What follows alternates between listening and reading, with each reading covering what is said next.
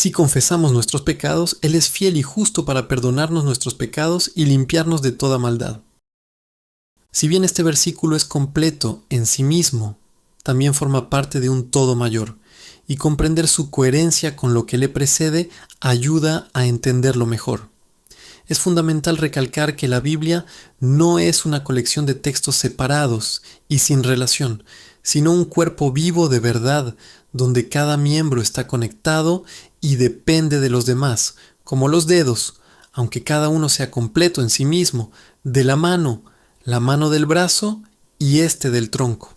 El tema principal de Primera de Juan 1 es la comunión con Dios en Cristo, posible gracias a la encarnación divina, versículos 1-2, que produce una plenitud de gozo, versículo 4, compartida con aquel que es la luz, versículo 5. En los versículos 6, 8 y 10 se nos muestra cómo ciertos tipos de personas que profesan la fe sin fe quedan excluidas de este privilegio. ¿Cómo entonces podemos identificar a quienes sí lo disfrutan? Esa es una pregunta sumamente apremiante. ¿Cuáles son las señales claras e infalibles mediante las cuales los cristianos pueden saber que están entre aquellos que tienen comunión con Dios? 1. Caminando en la luz, verso 7. 2. Confesando sus pecados, versículo 9. Obediencia, 2 o 3, 5. 4. Amor a los hermanos, 3:14. También cabe señalar que los versículos 7-10 tratan de algún aspecto del pecado, pues este es el mayor obstáculo e impedimento para la comunión con el Santo. Pasando ahora al contexto más inmediato.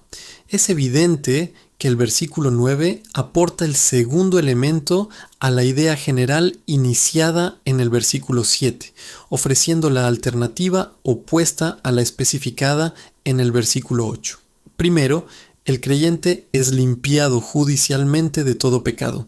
Sin embargo, segundo, la raíz del mal aún permanece en él. Por lo tanto, cabe preguntarse, ¿aún nos afecta? ¿Nos lleva a veces a caer?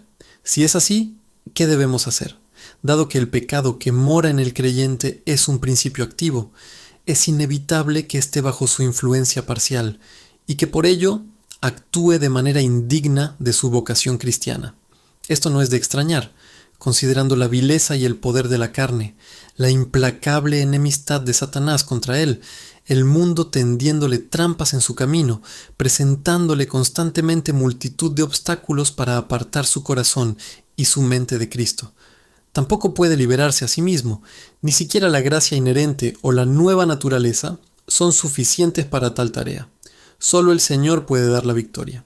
Sin embargo, a veces se complace en dejarnos, en ciertos aspectos y de diversas maneras, a nuestra suerte, de modo que tropezamos en el fango y ensuciamos nuestras vestiduras. ¿Y por qué actúa así y nos niega su apoyo? Para que reconozcamos nuestras debilidades y tengamos la prueba, por experiencia propia, de que sin mí no podéis hacer nada. Juan 15:5. Esa es una lección muy humillante y dolorosa, pero es una que Dios ha ordenado que todos sus hijos aprendan. Es su voluntad que comprendan plenamente su condición arruinada y corrupta por naturaleza, y que conozcan personalmente su debilidad e impotencia. Es su voluntad que sientan, lamenten y reconozcan tanto la enfermedad como el remedio, para que sean más conscientes de la misma. Cuando un verdadero cristiano peca, sufre profundamente. No puede sino verse afectado y afligido, pues pierde temporalmente la paz y la alegría, y se interrumpe su libre acceso a Dios. Esto le angustia. A veces, un antiguo pecado resurge y se perturba enormemente, y con razón, pues el pecado nunca debe tomarse a la ligera ni excusarse. Al contrario, debe ser aborrecido y lamentado. Sin embargo, el santo debe tener cuidado de no confundir su situación actual con su estado inmutable. Aunque haya culpa en la conciencia, contaminación en la mente, tristeza en el corazón, eso es algo muy diferente a estar en un estado pecaminoso, algo en lo que ninguno de los regenerados del Señor puede volver a estar jamás, aunque se encuentren una y otra vez en un caso y circunstancia pecaminosa. Pero Dios, en su misericordia, ha provisto un alivio, precisamente adecuado para esta parte de la angustia espiritual de su pueblo. Maravíllate con nosotros, hermano cristiano, ante la gracia que ha provisto la restauración de los hijos ingratos y desobedientes. En el versículo que ahora tenemos ante nosotros, Dios nos ha dado instrucciones sobre cómo debemos actuar en tales casos de pecado. Si confesamos nuestros pecados, Él es fiel y justo para perdonarnos nuestros pecados y limpiarnos de toda maldad.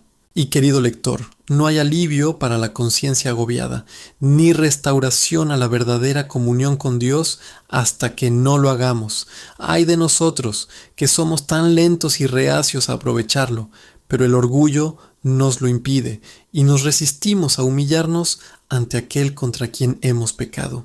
Cuando nos damos cuenta de a quién hemos ofendido y afligido, recordamos los privilegios que hemos disfrutado y abusado, reflexionamos sobre la profesión y las promesas que hemos hecho, meditamos sobre la gravedad de los pecados en los que hemos caído. Existe en nosotros una triste tendencia a guardar silencio y luego a excusarnos. Pero eso es fatal, tanto para nuestra paz presente como para nuestra futura prosperidad espiritual. Los pecados no juzgados producen una fría reserva en el corazón hacia el santo, y si persistimos en ella, el castigo divino será nuestra segura recompensa. Lo que se acaba de decir se ilustra con fuerza en el Salmo 32, 3, 4, donde David describe las dolorosas experiencias que le sobrevinieron durante los meses en que se negó a reconocer sus graves ofensas. Dijo: mientras callaba, mis huesos envejecían por mi clamor constante, porque día y noche tu mano pesaba sobre mí. Mi humedad se convirtió en la sequía del verano. Era como un hombre con fiebre, dando vueltas en su cama, probando una posición tras otra, pero sin encontrar descanso. Tal perturbación e inquietud de espíritu en un creyente es una de las señales más seguras de que está fuera de comunión con el Señor. No hay paz, dice mi Dios, para los impíos. Isaías 57:21. Y tal es el caso de un apóstata. No hay nada más angustioso para quien ha caminado con Dios que una recaída espiritual.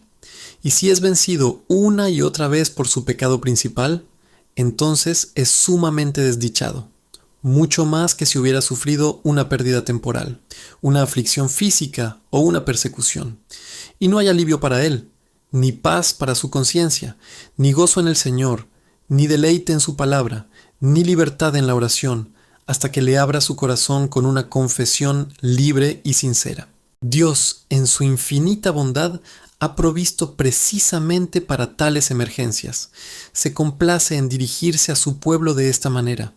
Vuelve, Israel rebelde, dice Jehová, y no haré que mi ira caiga sobre ti, porque soy misericordioso. Reconoce solamente tu iniquidad, que has pecado contra Jehová tu Dios, y has dispersado tus caminos a extranjeros. Convertíos, hijos rebeldes, dice Jehová, porque yo estoy desposado con vosotros. Jeremías 3, 12, 14. Ciertamente he oído a Efraín lamentándose así. Me has castigado, y fui castigado como un novillo indomable. Vuelve tú a mí, y volveré, porque tú eres Jehová mi Dios.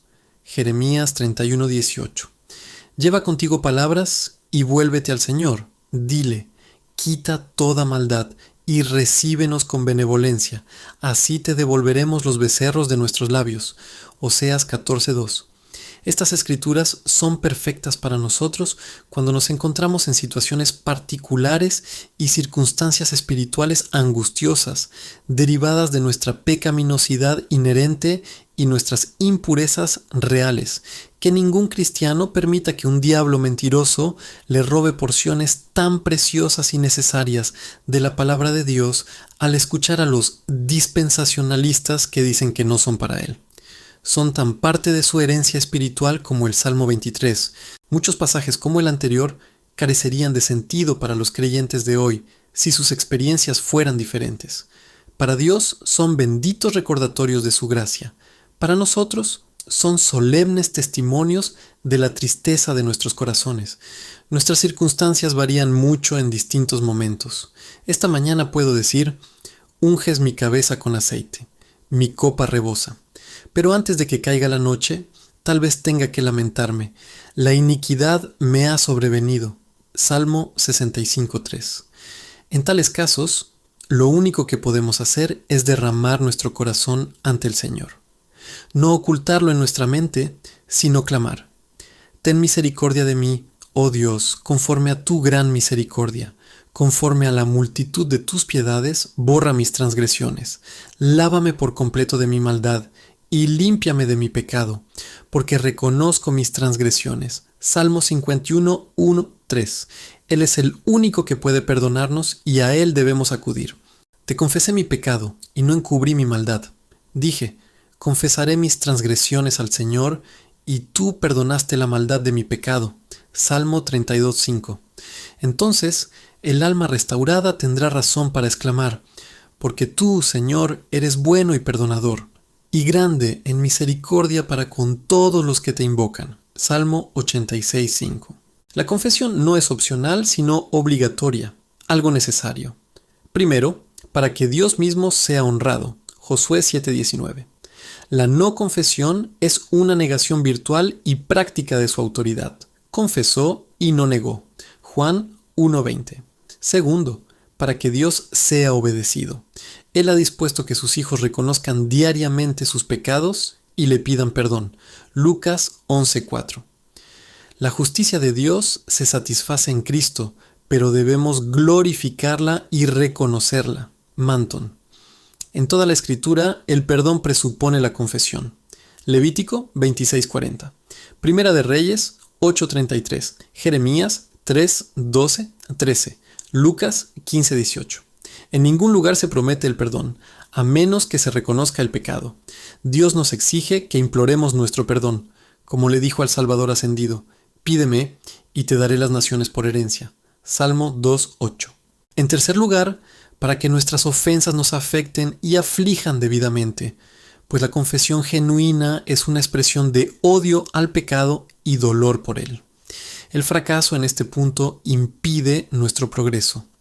El que encubre sus pecados no prosperará. Proverbios 28:13. En cuarto lugar, para mantener nuestra comunión con el Santo. Solo sobre la base del pecado confesado y perdonado diariamente puede haber comunión entre nosotros y Dios en esta vida. Spurgeon. La confesión del pecado es tanto la consecuencia como la condición de la comunión con Dios, al igual que caminar en la luz. La comunión con Dios produce un trato franco y honesto con Él, sacando las cosas a la luz. Tal persona no solo camina en la luz, sino que reconoce todo aquello que en ella se opone a la luz.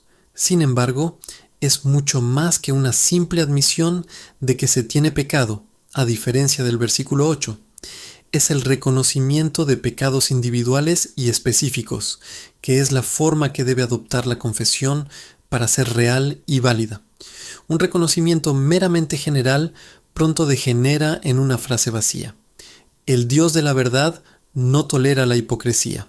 La carne nos lleva a disimular las cosas y a llamarlas con un nombre más agradable que pecados, pero una relación cercana con Dios purifica el espíritu de engaño. A la luz, las cosas se ven tal como son. El contacto con Dios convence de lo que es contrario a su santidad, y eso conduce a una confesión contrita. Como bien señaló Candlish, la confesión aquí proviene de quienes caminan en la luz, y dicha confesión es muy diferente de aquella en la que la conciencia natural busca aliviar su carga de culpa y disminuir sus temores. Más bien, procede de un ardiente anhelo del alma, porque todo se arregle entre uno mismo y su amado, negándose a ocultarle nada. Cuanto más avanzamos así con Dios, más íntima es nuestra relación con Él. Más descubrimos lo que le desagrada, y tales descubrimientos nos son bienvenidos. Él desea la verdad en lo más profundo de nuestro ser, y nosotros también. Por lo tanto, le abrimos nuestros corazones por completo y lo sacamos todo a la luz. Tal confesión es exponer nuestra causa ante el Señor sin ocultar ni disimular nada. Es desnudar nuestro ser interior ante el médico amoroso y sabio, quien es el único que sabe cómo tratarnos. Por supuesto, cuando se cometen pecados contra nuestros semejantes, también deben confesárselos a ellos. Mateo 5:23-24, Santiago 5:16. La confesión es tanto un signo como un complemento del arrepentimiento, ya que procede de la convicción y la contrición. Comienza reconociendo el pecado, Josué 7:20, y luego la culpa que conlleva, o como David la llamó, la iniquidad de mi pecado. No solo reconoció su crimen de adulterio, sino también su vileza y enormidad. Así, cuando sintió remordimiento por su orgullo y presunción al censar a Israel, no solo admitió lo que había hecho, sino que añadió: he pecado gravemente en lo que he hecho, he obrado con mucha insensatez. Segunda de Samuel 24:10. Debemos declarar las agravantes de nuestros pecados, que fueron cometidos contra la luz, las persuasiones, las advertencias, la conciencia y la guía del Espíritu. Pues tales cosas, especialmente después de haber recibido innumerables privilegios, misericordias y bendiciones, aumentan enormemente la enormidad de nuestras iniquidades y debemos reconocerlas con dolor. Observemos cómo lo hizo Daniel al confesar los pecados de su pueblo. Ni nosotros hemos obedecido la voz del Señor nuestro Dios, ni hemos andado en sus leyes, las cuales nos dio por medio de sus siervos los profetas. 9:10. También debemos confesar la culpa de nuestros pecados, recibimos lo que merecíamos sufrir. Esdras 9:13. La confesión de los pecados debe hacerse libremente, reconociendo cada ofensa conocida, sin intentar ocultar nada, ni a Dios ni a nosotros mismos. No debemos generalizar, sino particularizar y reconocer los pecados de omisión, algunos de los cuales, como el incumplimiento del deber, la falta de amor, la ausencia de celo, la ingratitud, son peores que muchos pecados de comisión. Si somos definidos y precisos al dar a conocer nuestras peticiones a Dios, debemos serlo igualmente al especificar nuestros pecados, con arrepentimiento, con la debida conciencia de la infinita maldad del pecado, pues deshonra la santidad de Dios, se opone a su majestad soberana, desprecia su ley, se rebela contra su palabra y entristece a su espíritu. Si hay una verdadera comprensión de estas cosas, un alma regenerada no puede sino llenarse de un dolor piadoso por sus transgresiones y lamentarse ante el Señor por ellas. Sinceramente, exponemos nuestra situación ante Dios tal como es, sin excusas, sin culpar a otros. Aunque sea un ejercicio desagradable para la carne y la sangre, es saludable liberar la conciencia, derramar nuestro dolor ante aquel que es muy compasivo y misericordioso. La confesión debe ir acompañada de vergüenza, lamentando nuestra ingratitud hacia aquel que diariamente nos colma de sus beneficios. Cuanto más nos damos cuenta de nuestra humilde recompensa por el maravilloso amor de Dios hacia nosotros, más diremos con Esdras: me avergüenzo y me sonrojo al alzar mi rostro hacia ti, Dios mío. 9:6. Debe ir acompañada de odio al pecado y aversión hacia nosotros mismos, como la que caracterizó a aquellos de quienes el apóstol pudo decir: ¿qué aflicción os produjo? ¿Qué defensa? ¿Qué indignación? ¿Qué temor? ¿Qué vehemente deseo? ¿Qué celo? ¿Qué venganza? Segunda de Corintios 7:11. Debe hacerse con fe, confiando en la eficacia eterna del sacrificio propiciatorio de Cristo, tal como Aarón confesó los pecados de Israel, poniendo sus manos sobre la cabeza del macho cabrío vivo, Levítico 16:21, pidiendo al Padre que te perdone por amor de Cristo. Debe hacerse diariamente. Mantén una relación cordial con Dios y evita que cualquier obstáculo se interponga entre tu corazón y Él. Él es fiel y justo para perdonarnos nuestros pecados y limpiarnos de toda maldad. He aquí el gran estímulo para cumplir con este doloroso deber. Abre el camino a la bendición, pues aunque la confesión no sea la causa, sí es la condición del perdón divino. Ese perdón es lo que el alma penitente busca de Dios, y al hacerlo, tenga presente que uno de los títulos que la deidad se ha complacido en tomar para sí es el Dios de los perdón. Nehemías 9:17, nota al margen. A tales personas debemos acudir, a aquel que declara: perdonaré su iniquidad y no me acordaré más de su pecado. Jeremías 31:34. Acerquémonos, pues, confiadamente, sin dudar y libremente, al trono de la gracia, para alcanzar misericordia y hallar gracia para el oportuno socorro. Hebreos 4:16. Para nosotros, en nuestra propia naturaleza, el perdón divino es siempre un acto de pura misericordia o clemencia, pues es algo que no merecemos. Pero aún más, y qué precioso es, el perdón de Dios es también un acto de fidelidad y justicia. Fidelidad a sus promesas, a sus compromisos de pacto, justicia para con Cristo, al otorgar a su pueblo lo que Él les había concedido. Nos inclinamos a pensar que el Espíritu ha duplicado intencionadamente algunos términos para consolar a los creyentes afligidos. Fiel y justo tienen un significado muy similar. Y aunque se pueden distinguir, como se mencionó anteriormente, ambos aluden al pacto eterno.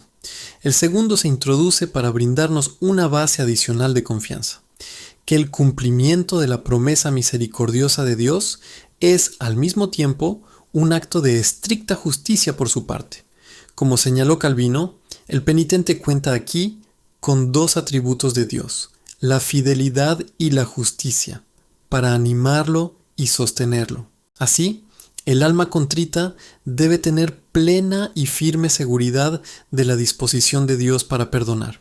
Personalmente, creemos que tanto el perdón como la purificación aquí mencionados incluyen aspectos tanto judiciales como experienciales, objetivos y subjetivos, pero la falta de espacio nos impide extendernos en esta afirmación. Ciertamente, el punto es difícil, no solo de comprender, sino aún más de expresar. Así sucede siempre cuando la mente finita se ocupa de cosas infinitas. Amén. Muchas gracias por escuchar Audio Lectura Cristiana. El Señor les bendiga, amados hermanos. Hasta la próxima.